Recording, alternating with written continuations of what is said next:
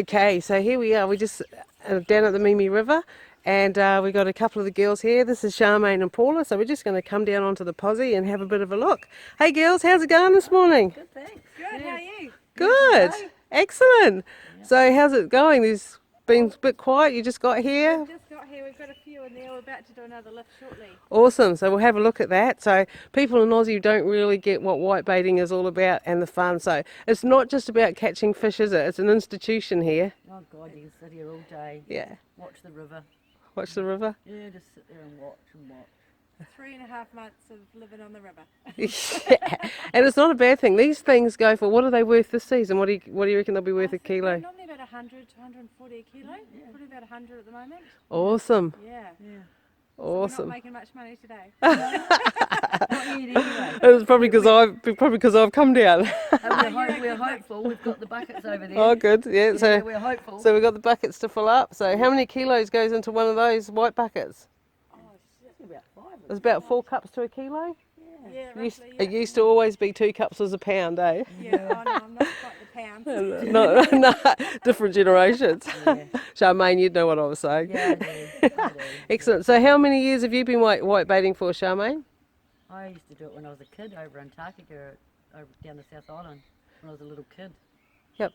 Yeah, so that was. Just a couple of years ago. Just a couple of years. I must admit, my I've always scoop net out the Whiteshore River mouth. So even when I had Renee, who's one of my crew members as well, she's my 2IC on board the boat. She's actually turning 40 in September. And the day I had her and went into labour, I was actually whitebaiting down the Whiteshore River with the scout on here and have a bit of a look around. And yeah, it definitely is an institution, whitebaiting. Sure is. Come here, hurry. Come here, hurry.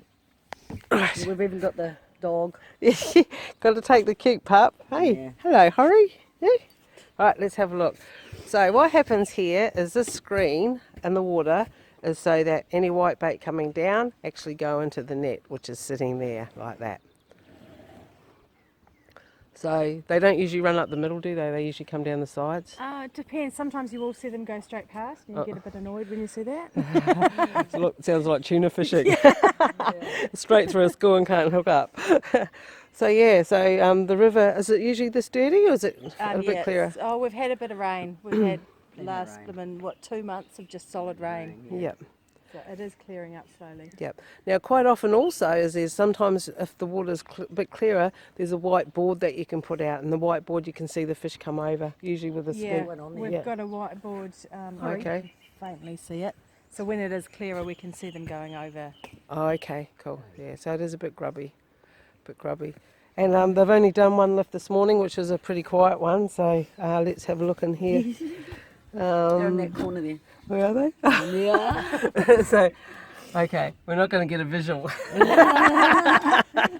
this a go anyway. There's 3. So let me back up out the way. You're right. Hang on, and we'll. Paula's going to lift the net. So that's not a pole to lift the net with. That's just to keep it in place. We get the 2 ropes. You can see the white board. Over here, we're out of the way. Oh, there was some going into the net. Oh no. Oh, look at that. Now that's a better looking little shoal of whitebait. Let's see if we can zoom up. Look at that. How cool is that? If you guys knew what these tasted like, you would actually be having saliva forming in your mouth right now like I have. So that's about a fritter, I reckon. Oh look, and there's a whole heap up the front. Oh, we might have pulled up too soon. Cut them off, that's Might have cut them off. Bugger. Let's get them in the bucket. Yeah.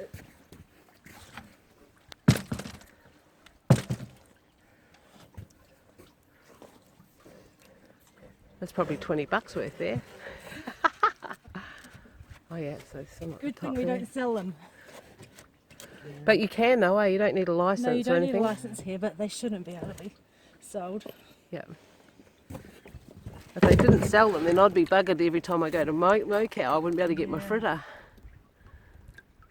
So here they come, coming down the net.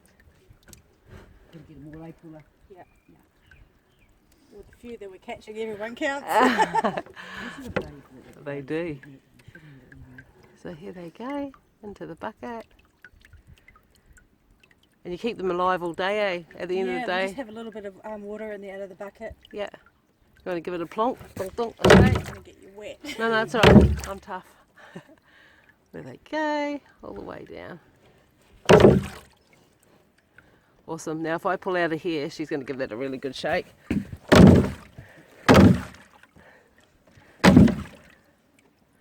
They in? Yep. Awesome. Net back into the river and away we go. Well, at least the bucket's looking like there is some fish in there now compared to when we looked in there last time, so we can actually see them swimming around, which is pretty cool. And that little mullet's in there as well. Yay! Pretty cool, girls. So you're sharing your posse, Oh, you're yeah? welcome. Because possies are like protected. You cannot just go down onto someone's posse. It's like, you know, someone's favourite snapper mark, you'll get blown up. Awesome. So thanks, girls. Hey, no worries. Cool, thank you. Hopefully the bucket will be full by the end of the day. I Actually, hope so. take a photo of your catch. I'll give you my yeah. mobile number and send it to me so we can chuck it on the end Well, of hopefully this. there'll be a few more in there in a few hours' time. Awesome. It's good fun though, isn't it? How relaxing is this? Oh, it's great. You know, all you can hear is the birds twittering. We haven't Sit got our there and wine. gossip and a bit later we could have bought a bottle of wine. So there you have it, whitebaiting on the Mimi River.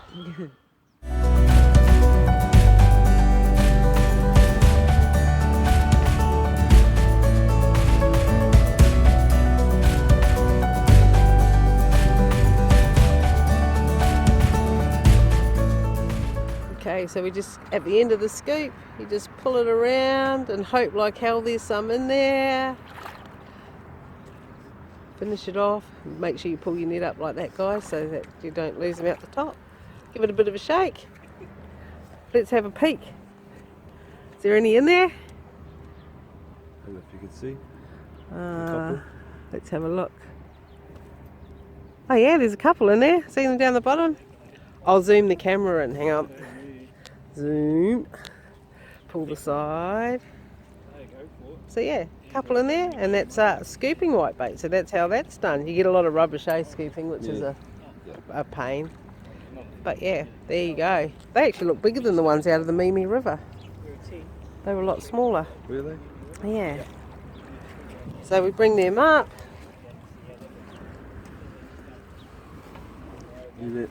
What did they catch? Where's the container, guys? Yeah, a few pounds.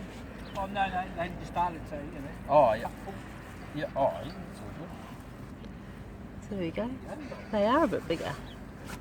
I'll just grab them. So these ones look a little bit bigger and a little bit clearer than the ones that we saw before in the Mimi River. So yeah, that's pretty cool.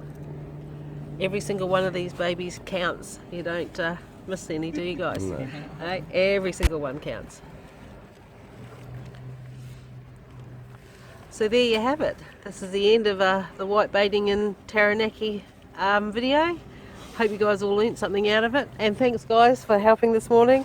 They were quite reluctant, but we got them there in the end. So thanks, Marsh. You're welcome. Excellent.